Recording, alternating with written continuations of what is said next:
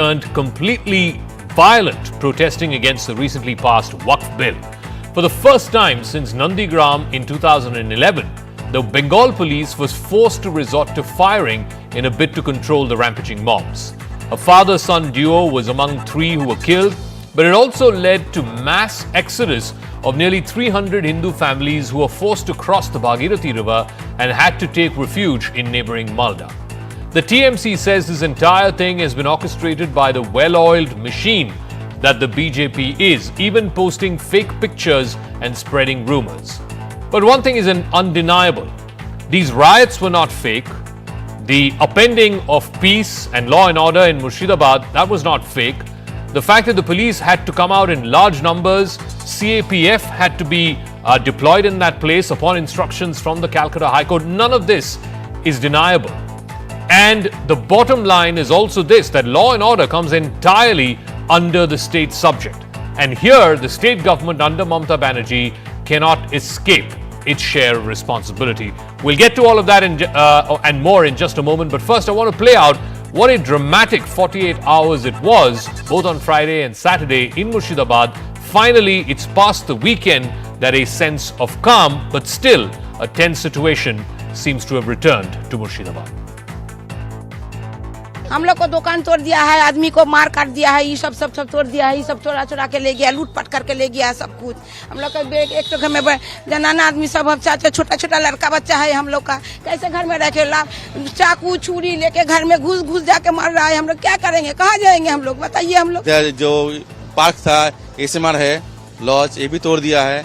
इधर मामा का दुकान है और भी पुराना डाबाना जो है वहाँ पे मामा का दुकान है, उधर भी तोड़ फोड़ दिया है। बहुत जो दुकान में जो सामान था वो सब लेके चला गया है। आग भी लगा दिया है दुकान में जो भी था। उसमें क्या है, बहुत आंदोलन किया है। आंदोलन के बाद उसे क्या है, गैर हिंदू के घर में जाके लूटपाट किया है, महिला का रेप किया है और बॉम्ब जो है बॉम्बिंग किया हो और घर को जला दिया। But it's not just the violence that happened, but also the alleged mass exodus of Hindu families from Murshidabad crossing over the river into Malda. That is the allegation from the BJP. They're saying that after the mass violence that we saw on both Friday and Saturday, several Hindu families were seen leaving a place called Dhulia. This was by boat across the Bhagirathi and the Ganga rivers. The videos shared by the BJP show several such boats having ferried people out of Dhulia, which was the epicenter of the violence. In fact, Union Minister and West Bengal BJP Chief Shukanta Majumdar today claimed that these families had to leave their homes and flee to Malda, which is the neighboring district, in a bid to desperately save their lives. He even met with some of those families who he claimed were forced to flee from Murshidabad. He's assured all central assistance from the BJP as well as from the central government. Some other BJP leaders have even claimed that these Hindu families were reliving the horrors of partition. In fact, to add to the political fire that's already simmering in West Bengal and particularly in Murshidabad, the BJP and various handles associated with the BJP today shared a clip of Mamata Banerjee from February of this year from the State Assembly.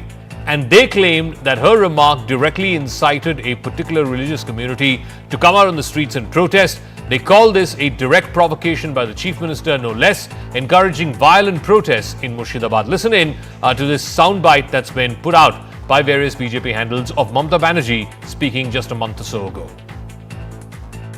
যে অশ্লীল কথা বলছেন, একটা ধর্মের নামে এত কুৎসা করছেন, একটা অপপ্রচার করছেন, একদিন তারা যদি একটা আন্দোলনের ডাক দেয়, আপনি নিজেকে সামলে রাখতে পারবেন তো? So the big question is this the tipping point in West Bengal and particularly in West Bengal politics? Remember, elections are barely a year away. And there is visible anti-incumbency against the Mamata Banerjee government. She's been in power for 15 years now. This is her third successive term. There are very few chief ministers in India, in the electoral history of India, who have outlived and gone on to win a third term. So anti-incumbency is definitely there. The law and order situation has come under sharp relief time and again, and particularly so now what we saw over the weekend in Murshidabad. What has happened in Bangladesh has also hit the Bengali Hindu society's psyche. The fact that there was a stable government there under Sheikh Hasina completely uprooted overnight, and now there is a takeover of student politics, Islamist parties, and that has had a cascading effect, at least in the psyche of Hindu Bengali society. Hindus suffering at the hands of Muslim mobs seems to have left a lasting impression at least image-wise, in the collective Hindu psyche of the state. And of course, add to all of this, there are allegations of corruption. You've seen what the teachers' recruitment scam recently. The Supreme Court had to say it came down heavily, even as it cancelled the appointments of more than 30,000 teachers. The lack of development, lack of industrial development, all of this adds to a public perception that there is simmering sort of resentment, simmering anti-incumbency against the Mamata Banerjee government. And of course, you had the violence that happened in Murshidabad over the weekend. I want to go across to my colleague Kamalika Sen-Gupta, who's been in Murshidabad over the last couple of days, and she was in a place, last I checked, called Bhangar just earlier this evening, where again a bit of violence flared up. What is the situation on the ground right now? What are the Hindu side telling you, and what is the state administration saying? Because at the end of the day, the buck stops with the police, with the law and order machinery, which is a state subject. Definitely a question on the law and order machinery, definitely. This is a place called Bhangar, which is located in South 24 Parganas and near to Kolkata. And we are just standing outside the Uttar Kashipur Thana. We know that in the evening, from the morning, Bhangar was tense because today the ISF, the Indio Secular Party, which is headed by Naushad Siddiqui, who is the MLA of Bhangar, and it's anti-Trinamool party, though he had a meeting with Mamata Banerjee last month, they planned a Waqf, anti-Waqf law protest in Calcutta. Now, from my police sources tells me that they were not allowed permission in Kolkata because with the situation of Murshidabad and whatever has happened when Siddiqullah Chaudhary did a rally in Kolkata, Kolkata became standstill. So that was the reason for which no permission was provided to them. So these people, the ISF supporters, they wanted to go to Kolkata and they were stopped in Bhangar here. And then they were violent, and then they actually broke the first barricade, and then police resorted to lathi charge, and then police tried to convince them. All this was going okay after the lathi charge, but suddenly in the evening, when police was also talking to another sets of mob, what we are getting from the sources in police and also from the local sources is suddenly one mob came and they attacked the police vehicle. Now this is becoming a very common feature in Bengal, Zaka, that police vans are being attacked, police being attacked. Murshidabad, 15 police personnel were attacked. Here also one police personnel were attacked. 5 bikes were set on fire, though they have been taken, the crane has taken them now, but 5 bikes have been set on fire. One police vehicle was set on fire. One prison van which was standing, it was vandalized. You know what in the name of protest of any law, this type of vandalization is unacceptable. That is the point of BJP. And someone naturally, you were asking that what is the people, the Hindu people are thinking. Obviously in Murshidabad they are now the minority, and they are undoubtedly, they are very much afraid. A person who is a neighbor gets changed in one morning. That is what they have seen, that's what they have been telling us. And also definitely that BJP is claiming 300 to 400, that is the claim of BJP. But in that school in Malda, there are people who are staying there, who have actually fled away from their home in Dhulian, and today 19 of them have returned. The administration has confirmed, and administration has stated in press conference that the police is trying to take them back. So there lies also a question that in your own land you have to change, you have to leave your home and go to other place. That is not a very good picture. So that is the situation, and as you were pointing out that this is hitting the psyche of the Bengalis, no doubt. All right, Kamalika Sen-Gupta, we'll leave it at that. Thanks for joining us from South 24 Parganas, at a place where there was a bit of a flare-up of violence even earlier this evening. Controlled situation right now. But this goes far beyond just Murshidabad or Malda. This is coming barely a year away from elections. These images from Murshidabad will be etched in the collective psyche of Bengal. Which way may this tilt the political scales in Bengal? Is this a turning point in the politics of Bengal? We'll try and put those questions to Shazia Ilmi, national spokesperson of the BJP. Professor Manojit Mondal is a political analyst with sympathies to the TMC. Let's deal with what happened in Murshidabad over the weekend. If I can ask if Professor Mondal is there, because at the end of the day, law and order is a state subject. The state government under Mamata Banerjee is responsible for it. But let me go to Shazia Ilmi first, because Shazia Ilmi, the TMC is saying that all of this is being enabled by your political party. This is what The Trinamool has put out in an official statement, BJP is a well-oiled misinformation machine spreading lies with alarming efficiency. BJP leaders spewed hate, spread lies on social media and openly threatened violence to disrupt Bengal's peace ahead of elections. Even as BJP tries to sow the seeds of division, Bengal will respond with unity. This is the TMC's response to the failing law and order situation that we saw in Murshidabad.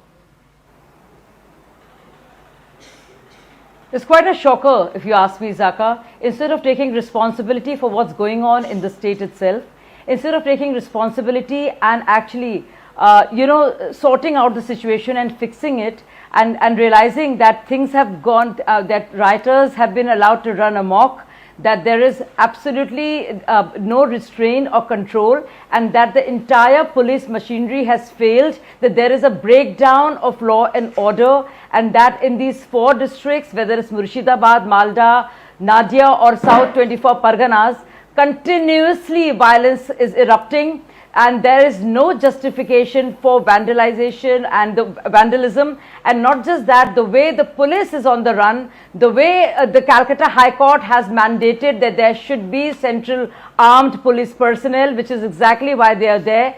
Instead of taking responsibility, just like what we saw during Archikar and other incidents that we've seen, once again, instead of taking responsibility for the breakdown and actually asking for precedent rule in the state, and instead of declaring that by TMC, instead of declaring that they are incapable of looking after the state, of ensuring law and order and fixing the situation and containing the mass violence that is going on, Mamata Banerjee is still doing politics and blaming BJP for this. I want to ask Professor Mondal this. I mean, you can say politics, rumors, fake narratives, so on and so forth.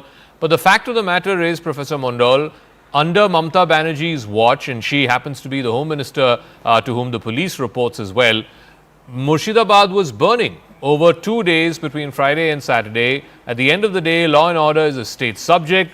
How can the TMC government wash its hands of the responsibility of maintaining law and order in the state and in the district? I mean, there are 30 districts in Bengal. Why was only Murshidabad burning?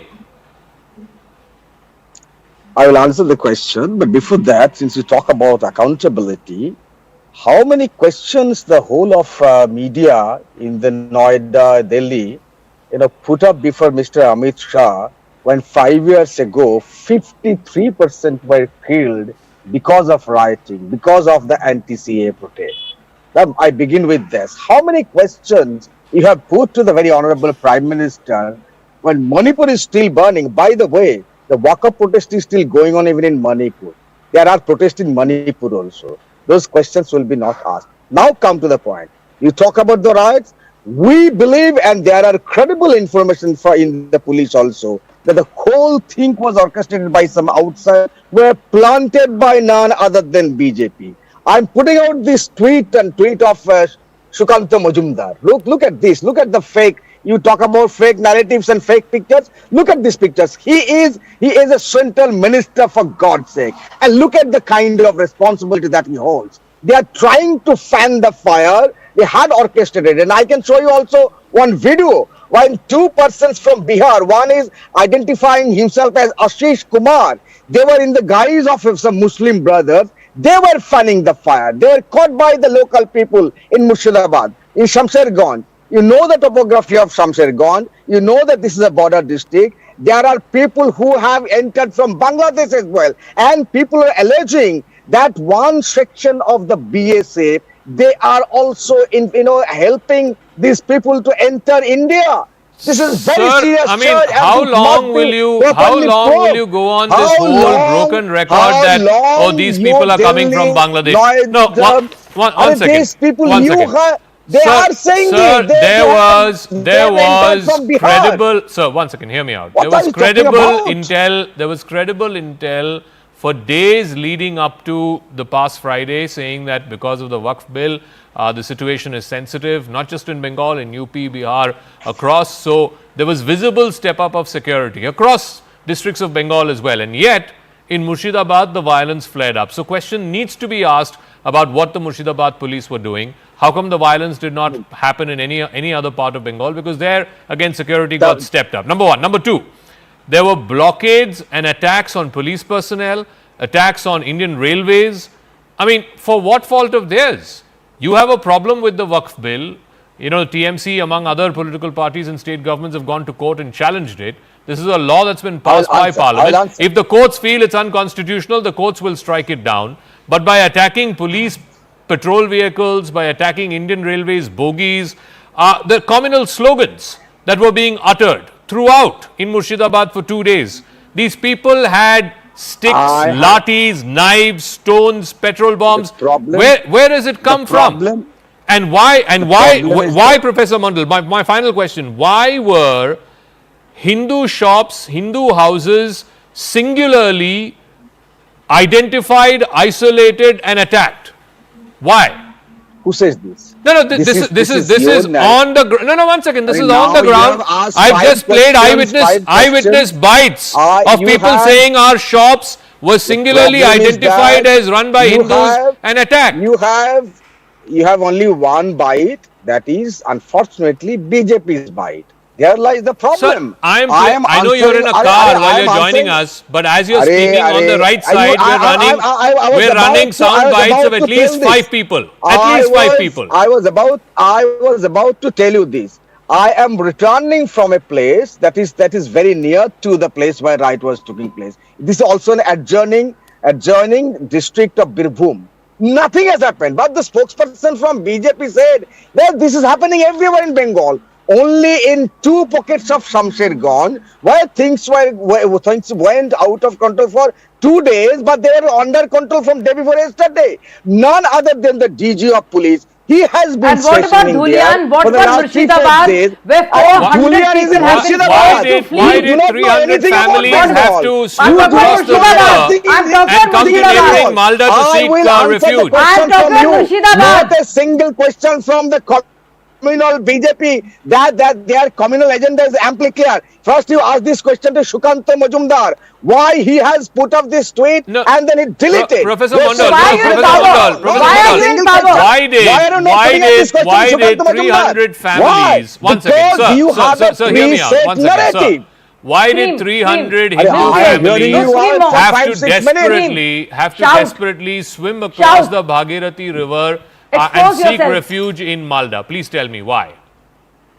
They might have been panic stricken, and the ADG law and order has categorically stated they are safe and secured and they will be soon brought back to their own houses. But the problem is that you run one-sided narrative. We understand this, and people of Bengal, Hindus, Muslims, everyone will foil this plot till 2026. Okay. We know what is BJP politics. That is worldwide known internationally. Whenever they create riots, are trying to divide the unity of Bengal. No, I'm not justifying. I'm asking Shazia. People were arrested. I'm asking Shazia. 150 people were arrested. I'm asking Shazia. Only in one district, he says in 2 taluks this issue has happened. The rest of the state is absolutely peaceful. There was no issue. You are making it out to be that the entire state is burning because it suits your politics. Yes, Shazia, respond. Let Shazia respond. Zaka, the fact of the matter is that there have been 3 deaths, and we've heard the ministers of TMC government justify it and say, oh, even if people are fleeing and maybe they're forced to flee, so what? They're going from one district of Bengal to another. I mean, is this all right? Did you hear the voices and the words of the women who have been forced to flee, and mostly they are women and children who are saying that we are scared for our lives and we've had to come this far because we cannot stay there. And there have been 3 deaths. Have there been 3 deaths anywhere else? And how long will you keep running? Will you keep running the same false, fake narrative of BJP? If BJP is doing everything, why are you there in state? Why are you there in governance? Say you can't handle it. Professor Mandal, why are you there? Why don't you this resign? is the first and time. There has to be absent those 4 districts. This is the first time that the Bengal police have had to resort to police firing to control a mob since Nandigram happened. That's about 10-12 years ago. Please tell me, is this a normal situation that police have had to resort to firing? The first time in over a decade? And then a minister, Mr. Hakim, comes out and says, oh, what's the big deal? They're going from one district of Bengal to the next. Will you be okay if you are, thrown out of your house and amazing. asked to go off to, South 24 Parganas? I must say, I'm not astounded by the kind of narrative that you spread. In Haryana, one DSP was shot dead by mafias. Talk Nothing about West could be Bengal. done. Don't run. No Every vote about other free. day, they are You not are from outside, West Bengal. outside You don't want to India. talk about West You Bengal? are running those states. No, speak about you West are Bengal. accountable. Don't you run are away. running those states. You are running people away. are rioting. You have nothing the to police say. fired 4 My dear rounds friend, of bullets. the world can see police that you fired cannot 4 answer rounds of questions. bullet. Your So you are BSF, resorting in your Quota. BSF, What about West Bengal? Let's stick to Bengal, please. Let's stick to Bengal. Do you have a defense? Do you have a defense for why these people were forced out of I their can't even homes? shout like this. Why defend the what you police do not had allow to me resort to speak? police firing? Please You tell me. come with a precontrived narrative I'm asking of you. not allowing us No, to I'm make a asking single you. Please sentence. respond. Your friend will come and interrupt. I will answer 100 why did questions, the but you won't allow police me to have to answer resort even to 2. firing, sir, for the first time in over 10 years? Why did the police have to fire? Because it's very simple. Very simple. The things were getting out of control. Police fired 4 bullets. And this was acknowledged by the ADG Law and Order Dev yesterday. You did not listen to the press conference. If you can't understand Bengali, please ask Kamalika. Police acknowledged that yes, one person was injured. Probably he was brought dead because he was part of that brigade. The police did the right thing. Okay. But your police do encounter without any why were So they leave it Your at that. police kill people. Thank you Why very were they out much, of control? Professor Mondal, Shazia Elmi, for joining us. Like I said, it's utterly sad that people living for generations with their belongings, with their loved ones, with their businesses, with their livelihoods, being forced to go swim across a river in a desperate measure because they were scared for their lives. Look at that, through boats and all of that, because they are scared for their lives that the mobs were coming for them. And the question needs to be asked, because at the end of the day, if there are 30 districts in Bengal and one of them there was this flare-up, then clearly they were doing something right in the other 29 districts, which did not happen here. Who allowed this situation to flare up is a question that is definitely worth asking. I want to move on to another story that we're focusing here on Brass Tacks. It's a big breakthrough for Indian agencies. Fugitive diamond businessman Mehul Chokshi was arrested by Belgian police following an extradition request by Indian agencies for his involvement in the Punjab National Bank fraud case. Now, according to top government sources, the Belgian police acted on 2 open-ended arrest warrants that were issued by a court in Mumbai, the first one in 2018 and the second one in 2021.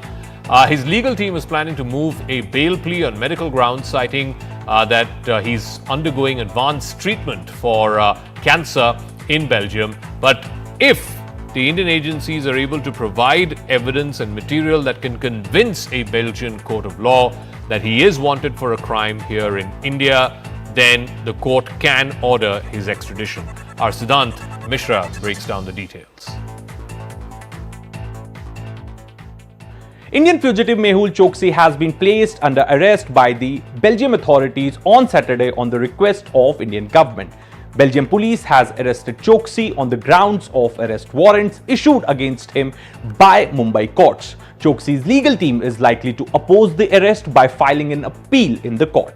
Chokshi's legal team to file an appeal in Belgium court in next 48 hours. The appeal will call his arrest political, also would ask for a relief on humanitarian grounds, and third, by citing poor conditions of Indian prisons. Sources say Indian side will also put forth their point of view in courts by providing court with evidence and material against Chokshi. This is the second time Indian side is so close of extraditing Chokshi. Before this, once Indian side caught hold of him in 2021 when Chokshi was trying to flee to Cuba via Dominica. Then also citing health grounds and alleging Indian side of kidnapping him, Chokshi evaded the extradition. Mehul Chokshi is a citizen of Antigua and his wife Preeti Chokshi is a citizen of Belgium. Mehul Chokshi is in Belgium for cancer treatment, and as per the reports, he has also secured F residency card, which is kind of a partial citizenship or an asylum in Belgium. This has also been secured by Chokshi by placing fake documents before the authorities. CNN News 18 has also spoken to Prime Minister Gaston Brown of Antigua. In fact, he confirmed this to CNN News 18 that Chokshi is still a citizen of Antigua as matter of his citizenship is still pending in court. Choksi is wanted in India in connection with 13,500 crore bank loan fraud case and was believed to be living in Antigua and Barbuda before travelling to Belgium. Meanwhile, a renewed debate around religion-based reservation has been reignited after the Karnataka Backward Classes Commission recommended doubling reservation for Muslims from 4% to 8% in the state. Now, if it is implemented, and this is a big if, it would raise the total reservation in the state to above 50%, and then over and above that, there is 10% for the economically weaker sections. There is 24% for scheduled castes and scheduled tribes. The Backward Classes Commission's proposal is based on the findings of a recent survey which estimated that the population of backward classes in the state is almost 70%. But there seems to be a divide even within the government. While Chief Minister Siddaramaiah remains tight-lipped about this survey, whose report has been sitting at his desk for over a year now, Deputy Chief Minister D.K. Shivkumar says no hasty decision will be taken. So what does this Karnataka socio-economic survey report actually point, and what the recommendations are that's made by this one-judge retired panel? Now, here are the findings: that the OBC reservations be increased from 32% to 51%. Remember, the Supreme Court has put a cap of 50% on all reservations in all states. There's only one state in India which has exempted that by way of putting the reservation at 69%, which is the state of Tamil Nadu. Now, extracts that were leaked of this particular report also show that scheduled castes and scheduled tribes make up about 25% of the population of the state, so no change to the reservation of 24% for SCs and STs. Then there is the economically weaker section, which of course was a Supreme Court ruling of 10% even within general category students and job applicants. Amongst the OBCs, and this is the shocker, amongst the OBCs, it's not the Vokaligas, it's not the Lingayats who are the biggest single group, it is actually the Muslims. So the Commission has recommended breaking the 50% reservation cap, arguing that the Supreme Court's ruling in the Indira Sani case is not operational right now, and that report has recommended that Muslim reservation be increased from 4% currently, which is within the ambit of the 20-odd percent, the 32% reservation for OBCs, increase that from 4% to 8%. If the survey findings are indeed adopted by the State Assembly, then it would mean that Muslims are the largest backward class in the state of Karnataka, which would completely upend the politics of Karnataka, the backward classes politics of Karnataka, which is oscillated between the Vokaligas in the southern part of the state and the Lingayats in the central and northern parts of the state. Karnataka की कांग्रेस सरकार ने tender में भी अब SC, ST, OBC के अधिकार छीन करके धर्म के आधार पर आरक्षण दे दिया, जबकि संविधान में बाबा साहब आंबेडकर ने साफ साफ शब्दों में चर्चा में कहा था कि संविधान में कतई धर्म के आधार पर आरक्षण की व्यवस्था नहीं की जाएगी। वोट बैंक के भूखे इन राजनेताओं से कहना चाहता हूं, अगर सच्चे अर्थ से आपके दिल में मुसलमानों के लिए थोड़ी भी हमदर्दी है, तो कांग्रेस पार्टी अपने पार्टी के अध्यक्ष मुसलमान को बनाए। क्यों नहीं बनाते भाई? इनकी नीयत किसी का भी भला करने की कभी नहीं रही, मुसलमानों का भला करने की भी नहीं रही। यही कांग्रेस की अच्छी सच्चाई है। So the recommendation by the single retired judge panel to expand the ambit of reservation to 51% in Karnataka, is that constitutionally feasible? Let's go across to Mr. Satyapal Jain. He's Additional Solicitor General to the Government of India. Thank you very much, Mr. Jain, for speaking with us. So these are the recommendations by the single retired judge panel, which looked at the composition of reservations, the composition of backward classes in Karnataka, and its recommendation is that the ambit of reservation be increased to 51%, the ambit of OBC reservation be increased to 32%, and within that, 8% be given to Muslims. Is this constitutionally viable? What needs to be done for this to stand the test of law, as it were? See, these are the recommendation of the Honorable Single Judge, who might have thought from his own angle and from his own point of view. But the position of the law, as as it prevails today is that the total reservation should not exceed 50%. That is one. Secondly, so far as the Muslim reservation is concerned, the same violates two things. Number one, it violates Article 14 of the Constitution of India, which says you cannot discriminate or give any undue benefit to a particular person or any community or caste on the basis of the religion, because that will be amounting to violating Article 14, the right of equality. Secondly, the basic principle of the Indian Constitution, which was used as a basic feature by Supreme Court in 2-3 judgments, is this secularism. The Supreme Court in 1992, when after the so-called Babri Masjid Ram Janam Bhoomi demolition structure, the Supreme Court upheld the dissolution of state assemblies of the BJP-ruled state governments. One of the factors was that secularism is the basic structure of the Indian Constitution.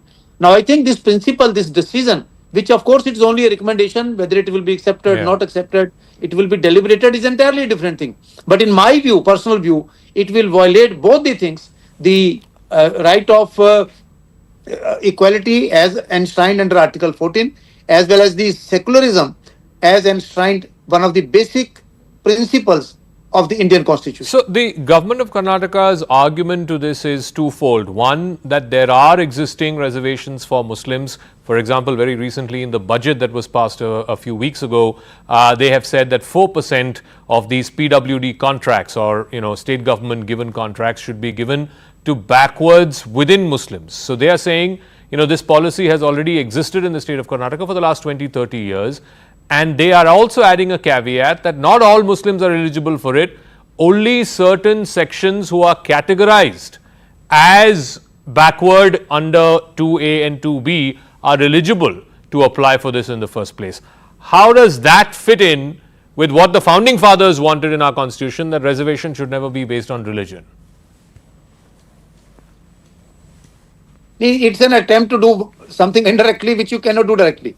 To say, as far as my knowledge of Islam goes, as a lawyer, Muslim law doesn't recognize caste system. As per my knowledge, Muslim law doesn't recognize that. So if you include the Muslims in the OBC or in other castes, then it will be taking away the benefits, rights of those who are falling under. Is not a factor in the Islam, is not recognized as a factor.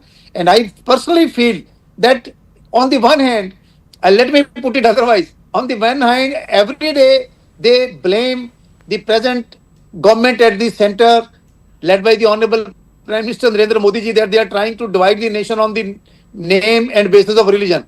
And they are doing exactly the same thing for which they are blaming others. Why are you creating a rift among different communities on the basis of religion? I think you can do 101 things others for the upliftment of them. Give them education, give them colleges, give them jobs, but as per law, not violating the law. That is my personal view on this issue. All right, Mr. Satyapal Jain, Additional Solicitor General, thank you very much for joining us and putting that issue into perspective for our viewers.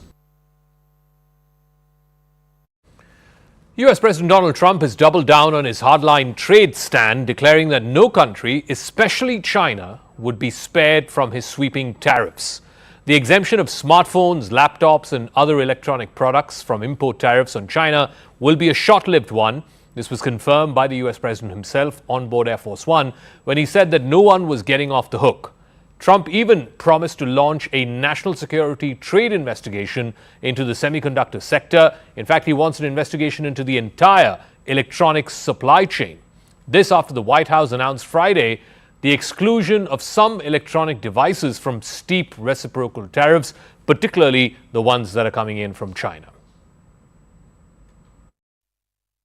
The tariffs will be in place in the not distant future because, as you know, like we did with steel, like we did with automobiles, like we did with aluminum, which are now fully on, we'll be doing that with semiconductors, with chips, and numerous other things.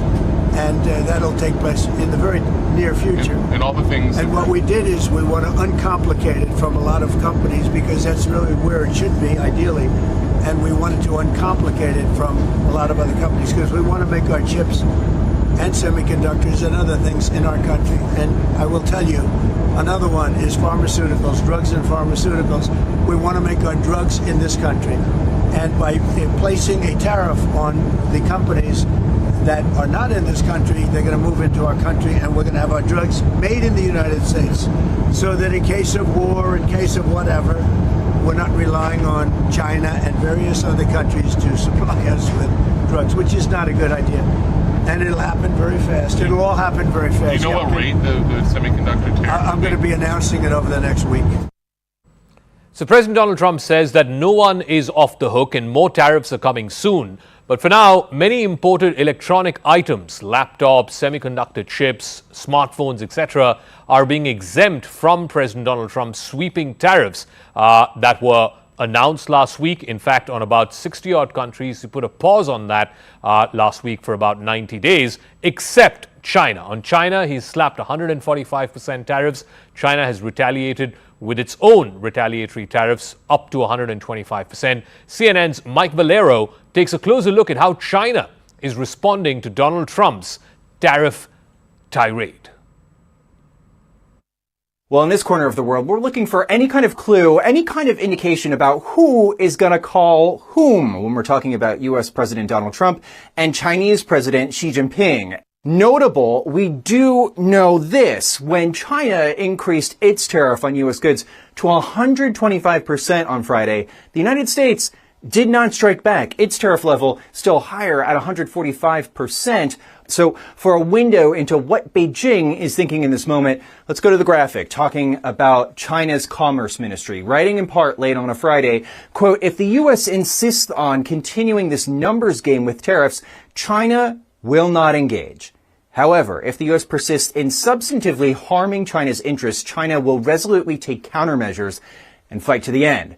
So countermeasures, what exactly do they mean by that? Well, a lot of economists are starting to tell us that China may have reached the end of its tariff toolkit and could be reaching into its toolkit with other economic measures, pain that it could cause Americans. Think about the hypothetical of China no longer buying soybeans or crops from the American heartland, instead going to Brazil, for example. The possibility of China not exporting any rare earth minerals to the United States, key for semiconductors, the internal workings of computers and cars. For a window into what the president is thinking, let's go to the president himself. Here's some comments that he made aboard Air Force One. Let's listen in. Honestly, I'm very comfortable now, but I've always gotten along well with President Xi. We had a good relationship, very good. And I think something positive is going to come out of that. We're going to see what happens. I mean, look, China is it's a very big, great country. It's a very good leader, very smart leader. It's a different form of leadership. It's a different form of government. But they certainly are big. But, you know, this should have been done. What I've done should have been done by past presidents. So President Trump sounding optimistic, even though we don't really have an indication as to what's going to be next, how these talks are going to move forward. All right, let's try and make sense of this, because every day the tariff story is changing. First there were reciprocal tariffs, then it was paused for 90 days on all countries except China. And then on Friday we had the exemptions for electronic devices, only for Trump to say on Sunday that there will be a separate set of tariffs on semiconductors. Let's go across to Josh Lipsky. He's Senior Director at the Atlantic Council. Thank you very much, Mr. Lipsky. So I want to start with first something that you wrote a few days ago about how this is a global economic war without any allies. Unlike any of the economic crises that we've seen in this past century, you know, the 2008 financial crisis, the COVID crisis, all of which resulted in, you know, deep cuts in the markets. This one is a self-inflicted one by one man.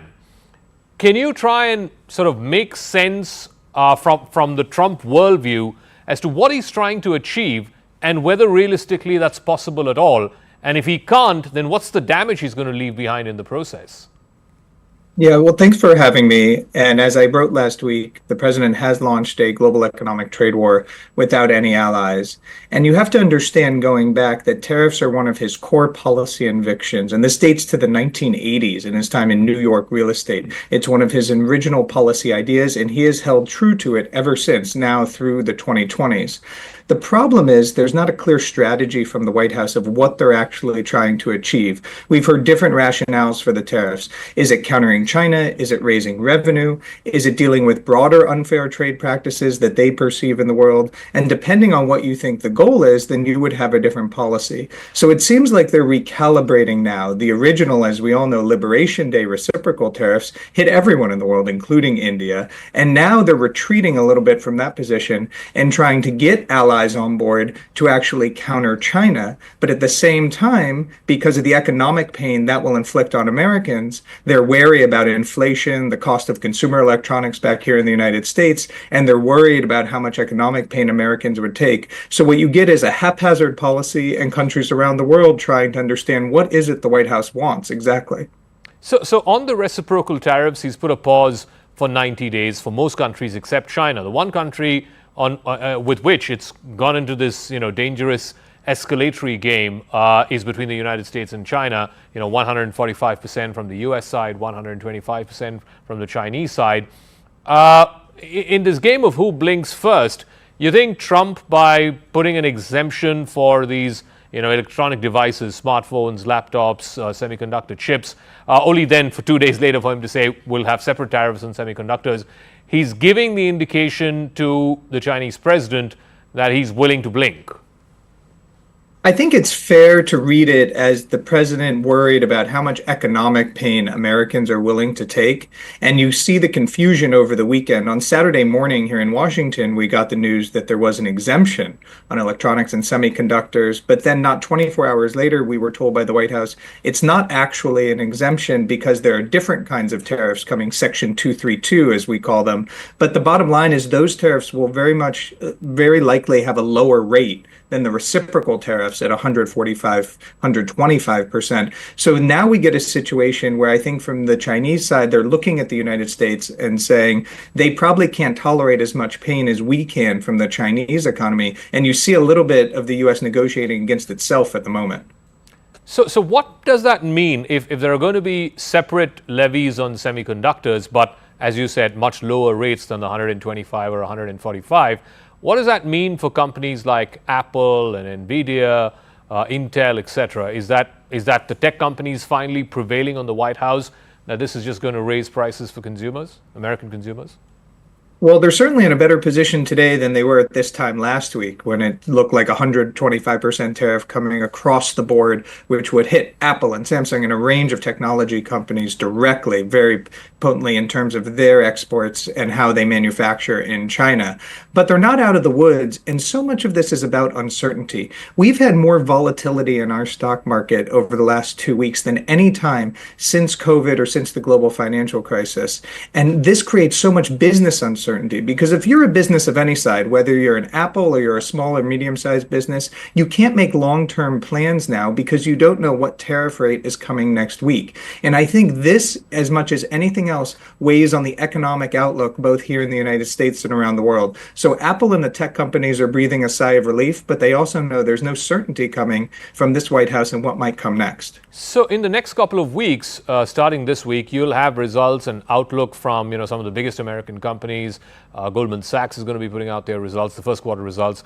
You have Bank of America, Citigroup. You'll obviously hear from the Metas and Googles and Apples. What will you be looking for in terms of what the outlook is for the next 3 months, next 6 months, the way American businesses see it?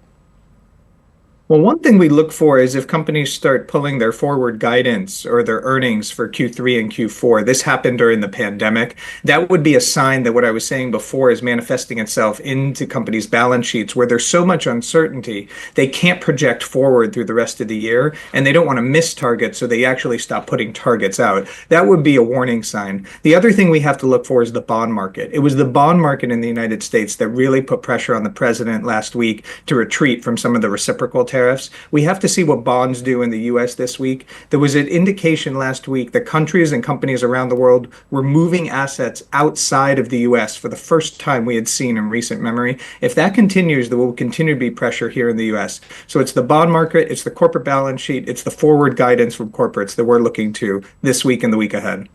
And you know, the other kind of response we've got from a few individual countries who believe that they can sort of convince Mr. Trump to get into some kind of a trade agreement and lower the tariffs, at least the reciprocal part of the tariffs. You know, you're seeing that approach from India, from Japan, Vietnam, South Korea, Israel, you name it. A whole bunch of countries who are, you know, strategically, geopolitically aligned with the US, hoping that on this tariff issue, they can get Trump to see a little more reason, at least as far as those countries are concerned, as opposed to, you know, the response we're seeing from China or even to a lesser extent from the European Union. How do, you know, friendly countries that are friendly to the US and friendly to this current White House, play this reciprocal tariff game to their advantage? Well, this is a complicated global game going on right now, and you're going to see it play out in real time. Next week, we have the IMF World Bank spring meetings in Washington. So every finance minister and central bank governor in the world will be here, and you will see these negotiations happening in person as many of them meet their counterparts from the Trump administration for the first time. The question is, what is the deal that's available, and how low is the White House willing to go? Because I do think it's important to say that no matter what is negotiated, the U.S. is likely to have the highest effective tariff rate, even at the end of this, than at any time in the past century. And I think the White House has been pretty clear they will not go below 10%, the current reciprocal baseline. So the question for countries around the world negotiating is, how much can they offer, given where the pause is now, that actually makes it a better situation for them? And this is what has to be figured out. At the same time, what does the U.S. want vis-a-vis China? Because there's a big concern now that there's 145% tariffs on China and 10% on most of the rest of the world of transshipment, of people looking to reroute goods. And I think the White House is going to be pressing countries on that point. So every country has to come at it from their own perspective, their own domestic interest, and figure out what makes sense for them. And they're doing this at a time where the White House can only negotiate with so many partners at the same time. That's just realistic. All right, we'll leave it at that. Josh Lipsky from the Atlantic Council, thank you very much for joining us with your thoughts and perspective into which way this trade war story is moving. Clearly between China and the United States, they're ratcheting it up virtually every day, every week. And then, of course, Trump giving that exemption to semiconductors, to chips, to electronic items like smartphones and laptops, only to say that there will be separate semiconductor tariffs that he's hoping to announce sometime this week or next. I want to wrap up the show with another big development that happened over the weekend, and that is Iran and the United States concluded the first ever round of talks over Tehran's nuclear program since Trump came back to the White House back in January. This is the highest level meeting between both countries since 2018. A second round of nuclear talks between the US and Iran is expected to take place in Rome. So what is at stake here? And will these indirect talks, because Iran was very clear they don't want to have direct negotiations with the United States, so it was mediated, it was brokered, it was really orchestrated by Oman, the country where these talks happened over the weekend. What's at stake, and have those talks yielded anything?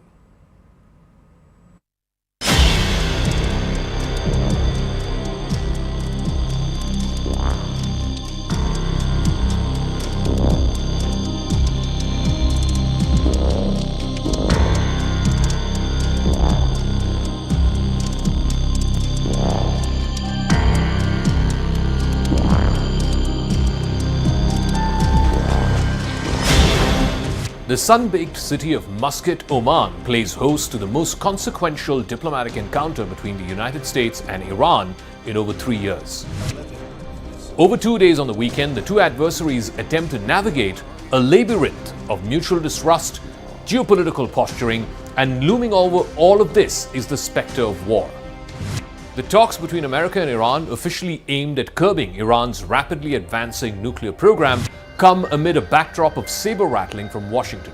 There is also a great degree of recalcitrance by Tehran and a regional shadow war involving Iran's proxies, the Houthis and Hamas. The negotiations pit U.S. Special Envoy to the Middle East, Steve Witkoff, against Iranian Foreign Minister Abbas Araghchi. But in the run-up to it, both sides publicly sparred over what was the best format to carry forth the negotiations. President Donald Trump insists that the talks are direct, while Iran maintains that they would much rather prefer to engage through an Omani mediator. This is an important technicality for Tehran. It reflects Tehran's reluctance to legitimize Washington unilaterally. This marks the first high-level dialogue between Iran and America since 2022, following months of clandestine messaging through Oman. For the United States, the immediate goal is to halt Iran's uranium enrichment, which has reached 60% purity. That is just a hair's breadth away from the 90% purity which is required for weapons-grade uranium. Iran currently possesses enough 60% enriched uranium to produce at least 6 nuclear bombs if they are further processed. The previous Biden administration had revived the JCPOA, or the Joint Comprehensive Plan of Action, but it collapsed soon after Trump's re-election. Trump had pulled out of the P5+1 negotiations in his first term in 2018. It resulted in the Iran nuclear deal. Trump had called it the worst deal negotiated ever. Now Trump is demanding a sweeping new agreement that will dismantle Iran's nuclear program, restrict its ballistic missiles, and also at the same time cut off its support for proxies like Hezbollah and Houthis, all of which are extremely tall asks. Iran, meanwhile, is seeking relief from the sanctions regime and also a guarantee against any further military strikes by America. Supreme Leader Ayatollah Ali Khamenei has repeatedly rejected direct talks with America, calling them neither wise nor honorable. Add to that, the Foreign Minister Abbas Araghchi, just before the talks, emphasized that Iran's nuclear advancement is an irreversible process, which means there is no question of suspending the contentious nuclear program. Trump's approach blends what are his maximalist demands with very volatile public rhetoric. Earlier this month, he announced, taking many by surprise, that there would be direct talks between America and Iran in Oman. In the same breath, he also said he will be welcoming Israeli Prime Minister Benjamin Netanyahu to the White House for the second time in his second term. Days later, he warned that Israel would be the leader of a military strike on Iran if diplomacy were to fail. And then just moments later, he contradicted himself. This erratic messaging from Trump underscores a deliberate strategy by the US president to try and keep Tehran off balance. The American president has also simultaneously escalated pressure on Iran's regional network. Since the 15th of March, the United States has conducted multiple and intense airstrikes against the Houthi rebels in Yemen. That is the last Iranian proxy that is capable of daily attacks.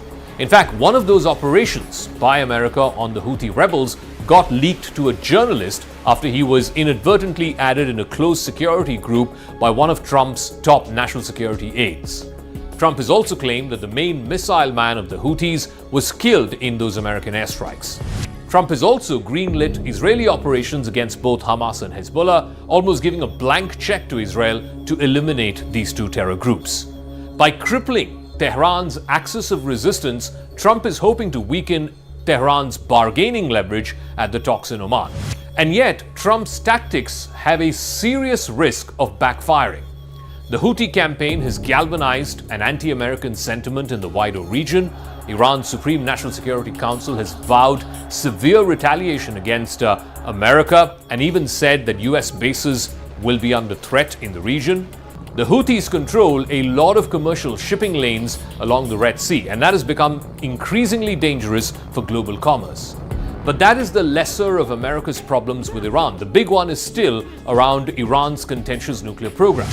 Iran's nuclear program has advanced dramatically since Trump withdrew from the JCPOA in 2018. At that time, the deal limited Tehran to just under 4% of uranium enrichment. It also capped its stockpile at 300 kilograms. Today, Iran operates over 6,000 centrifuges, including advanced models like the IR-6. It has also amassed more than 100 kilograms of 60% enriched uranium. It could be just days away from 90% enriched uranium, which is what is required to make a nuclear bomb. Experts estimate that Iran could produce weapons-grade material within weeks, and it can make a functional bomb, an atomic bomb, in just 6 months. Iran, though, is motivated simply by economic desperation. Years of sanctions have almost collapsed its currency. It has also fueled domestic unrest. While Tehran publicly dismisses American demands for nuclear disarmament, its agreement to talk signals a pragmatic recognition that it needs sanctions relief. All the more so that only if these sanctions are lifted will the Ayatollah regime likely survive. And like in most totalitarian states, survival of the regime is the number one priority. The 2015 nuclear deal, which was negotiated under President Obama, remains a political football even today. Trump withdrew from that deal and he exerted a maximum pressure campaign that eroded trust between Tehran and Washington. But Trump's current demands exceed even the limits that were achieved under the JCPOA. Trump was not satisfied with 3.6% enrichment in 2018. Now he's dealing with a nuclear program that is light years ahead at 60% enriched uranium. There are far lesser chances today than compared to Trump's first term that Iran will actually agree to put curbs on its nuclear program. Iran insists on indirect talks, which are a mirror reflection of the 2021 mediations where Europe had played a central role. Iran is keen that talks with the United States reflect its preference for what it calls a third-party buffer. Yet Trump is at the opposite end of the spectrum. He has a fixation on direct talks, which is a symbolic victory. It hints at a desire for Trump to claim personal credit if at all there's going to be any breakthrough between Washington and Tehran. The meeting in Oman is less a negotiation and more a preliminary icebreaker. Trump's combative rhetoric and Iran's entrenched red lines suggest that the dialogue process is going to be long, it's going to be fraught with a lot of risk. Both sides have incentives to avoid war, but Trump faces other problems, including the tariff pressures that were announced recently. Iran has an economy that is teetering. The gulf between Washington and Tehran and their respective positions is as big as the Gulf of Persia.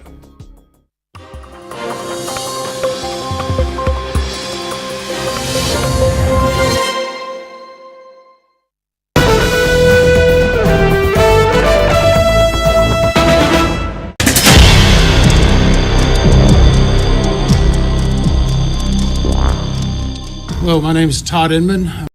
We had an NTSB GO team that arrived in Albany, New York last night.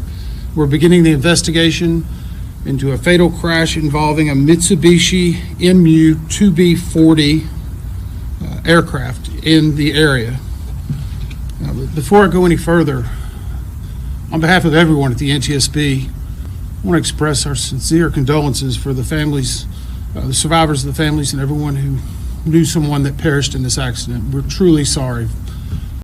On April 12th, at approximately 12:06 Eastern Daylight Time, a Mitsubishi MU-2B40 with tail number November 635 Tango Alpha crashed 10 miles from the Columbia County Airport. This occurred near State Route 23 and Two Town Road. The flight was being operated as a Part 91 flight. The aircraft had departed